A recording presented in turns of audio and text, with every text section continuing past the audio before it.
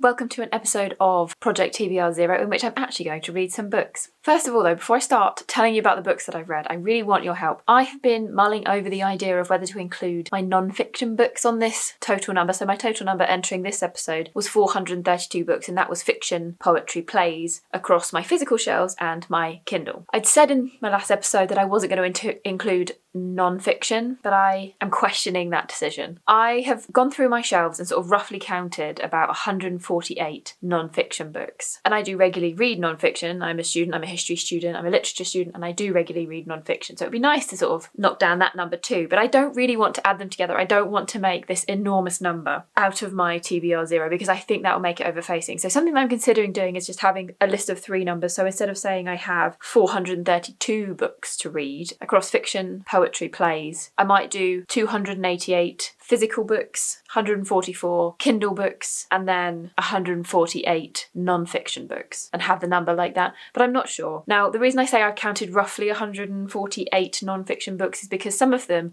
I feel are books that I do want to sort of read cover to cover. I say cover to cover, but for instance, one that I have started is The Haunted Wood, which is a history of childhood reading, and I do want to finish that, and it is a cohesive book. It is one thing. Whereas something like this monster, I don't necessarily want to read cover to cover. It's more of a reference book. It is a book of alternative photographic processes, and each section is about a different type of photographic process. I'm not likely to read through this in sort of one go. I'm likely to go, oh, I want to find out more about this photographic process.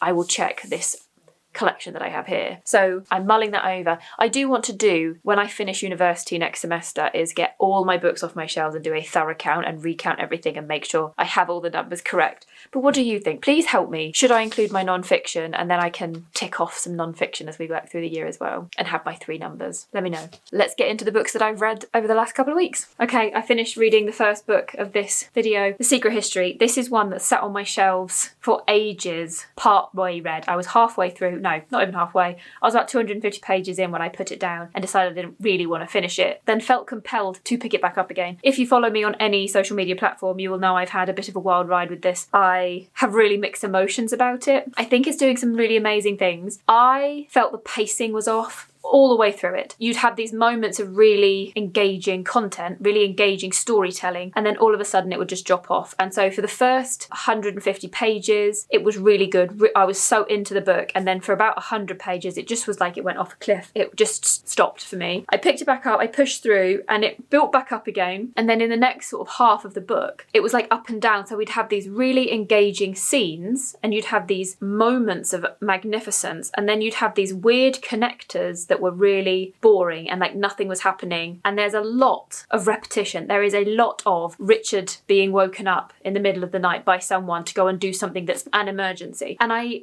can see the argument about what that's doing in itself, how that's important to the story, his lack of sleep, the way in which he is used by everyone else. I can see what that is doing, but I don't think as a reading experience that's brilliant. I think that makes the pacing feel so up and down. You also open this book knowing that what's coming is all of Richard's memories about the event. He opens it by saying, there was a time when I could have told any story, but now this is the only story I'm ever going to be able to tell, because this is the only thing he can really think about. It's so important to him. It's had such a massive impact on him, and it is a big thing. This is the only thing he can talk about, and he wants to get down as much detail as he can about the events. And so by the very nature of that, it's going to have so many details. And yes, you might look at each of these moments and think, wow, the descriptive language is amazing, and it is, but so often, and in these things that just feel like they don't really matter to the overall story, it just feels a bit of a hard slog. Having said that though, I've still decided to give this 4 stars out of 5, because even though the pacing was off for me, I still think it does so many amazing things. The way in which it looks at the class difference, so Richard being from a poorer background, trying to fit in with these rich classmates who, as I say,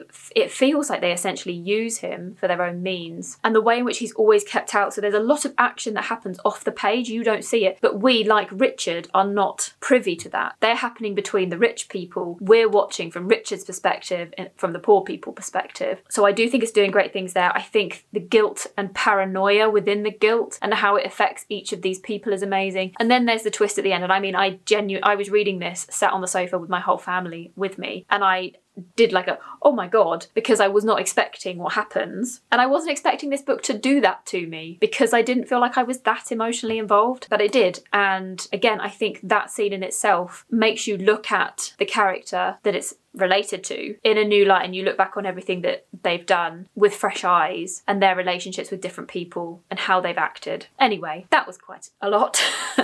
I feel really complex emotions about this book. I'm going to keep it. I will probably reread it because I actually think it does amazing things. And I think if I reread it, I would look at those moments where the pacing falls off with a more critical eye and really think hard about what it's doing, what's really happening in those moments, because I think that would be really interesting to look at the bits that I didn't enjoy to see what they're doing. Anyway, that's another book down. I finished book 2. So this is We Have Always Lived in the Castle by Shirley Jackson. This is the first time I've read one of her novels. I've read her collection of short stories. I did like her short stories, but I didn't like the collection as a whole. I felt like the people who brought those together brought together too many of them, and some of them were too similar. I think they needed a bit more variety. They should have slimmed it down and just picked out a few to represent her work. Whereas this, my word, this was amazing. This is such a creepy voice. Like the narrator is such an unusual, she's 18, but she has a very childlike voice. It's very witchy. She likes a lot of rituals and things like burying things around the land to protect the house and to protect them. She also thinks she's very powerful when in fact she's not. She is a child. I love the details in this. I think there are certain sections like Merrycat picks up on this idea that she's going to have a really sparkly day, and then she notices the drip from the tap that's glinting in the light, and she smashes a mirror and all the shards are reflecting light. I just love that sort of imagery, and this book is so full of that sort of imagery in different ways throughout. I saw another reviewer said that there were moments where they just couldn't look away, like it was horrifying and they couldn't look away. This is not a scary book in terms of real horror, but there are definitely sections.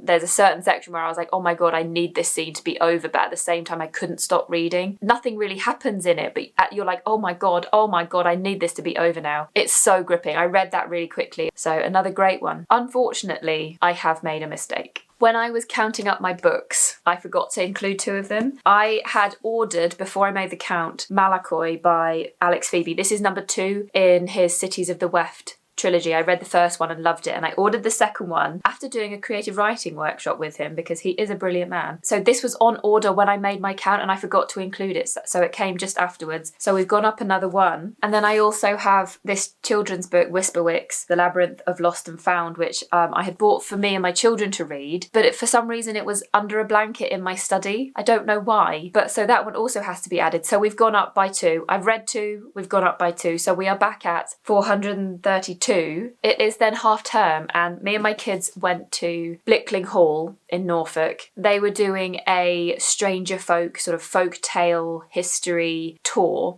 It was like a game, like you download an app on your phone and you go around and you do different activities together as a family, and it was so great. It's like storytelling and history all woven together. And then we all went to the secondhand bookshop because Blickling has a great secondhand bookshop. Oh, tangent. If you like historic book collections, Blickling has one of the largest historic book collections in the National Trust. I used to volunteer there. It is amazing. It's in their long gallery. Absolutely beautiful. But anyway, we went to the secondhand bookshop and I picked up 3 books, so I've added another 3. I'll tell you about them now. The first 2 have been like sitting in my basket all year because I keep nearly buying them and then going, no, I don't have time to read them. But I saw them in the secondhand bookshop, so for a couple of pounds each, I did buy them. We've got Matthew Lewis, The Monk. This is on everybody's Gothic literature reading list, and I have been wanting to read it. And then The Castle of Otranto by Horace Walpole. One of the modules I was going to take this year, but I just couldn't fit it in around everything else I wanted to do, was on the birth of the Gothic, and these were on that reading list, so I did pick these up. And then the final one, which was a bit more sort of random, is Doris Lessing's Briefing for a Descent into Hell. Obviously, being Halloween week, the title was quite fitting, but from reading the blurb about this one, it really sounds like it could give me similar vibes to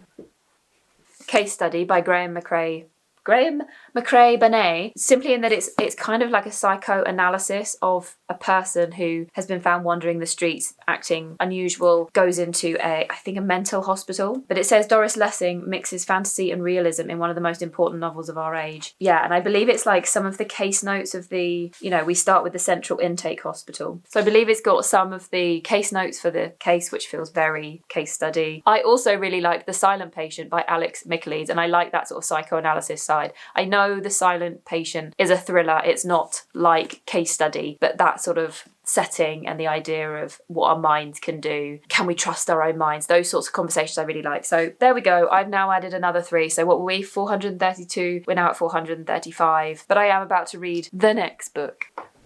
Right, my next finished book is a collection of short stories. This is the Decameron Project, 29 stories from the pandemic. It was brought together by the New York Times magazine, and it includes a very broad range of authors. We have works in translation here. We have a complete cross-section of different experiences. So there's one story I read that was about an individual who was going through the pandemic from within the prison system, people who live in flats, people who are isolated, older people. There's all sorts going on in here. It's really hard to rate out of 5 stars a collection of short stories that is an anthology of different authors, because there's undoubtedly going to be stories that you don't like and stories that you do like within that collection. It's the very nature of the beast. But I think this is a really fascinating collection because the fact that it was written so close to the pandemic and so close to all of what happened. It is my firm belief that the way in which we think about the pandemic will change as the years go on. Even how we're thinking about it now is so different to how we experience the actual lived experience. How we look on it from 2030 will be so different to how it was then, and even different to how we're thinking about it now. So these documents, they're almost like historical documents in themselves, are so fascinating. I'm so glad I've read this. If you didn't know, I made a book. This is a collection of 50 photographers from around the world, all analogue photographic processes, and it was about their experience of the pandemic. So there's an example page, and everyone sort of gave me a little essay or a little note about their experience and then their photographs, regardless, whatever type of photography they create. And we made this to really commemorate the actual experience as it was. I'm very proud of this work, but that's why I was so drawn to this collection of short stories and why I think this is so important. And even though there are stories that I perhaps don't like in this, or I don't think there were ones that I didn't like, just ones that I didn't identify with as much as others, I just think it's a fantastic collection of stories. So where does that bring me to? If we're taking total numbers, then it's down to 434 because I added some books, didn't I? But what I could also say is that I'm at 290 physical books, still on 144 Kindle books. I haven't read any Kindle, and 148 non-fiction. I am currently just over halfway through Alias Grace by Margaret Atwood, so I'll probably be telling you about this one in the next episode. And then I don't know if you saw my video on Lily Allen's new album, but at the end of that I shared some books from my TBR that I think fit the bill of that sort of vibe of her new album West End Girl. And I've tried the first chapter of Heartburn by Nora Ephron and The Department of Speculation by Jenny Offill, and I think I'm going to be reading these next as well. I'm really excited to get started. I want to get this one finished. It's great, but I want to get this one finished because I'm really excited to read these. So I'll probably be telling you about those in the next one. Thanks!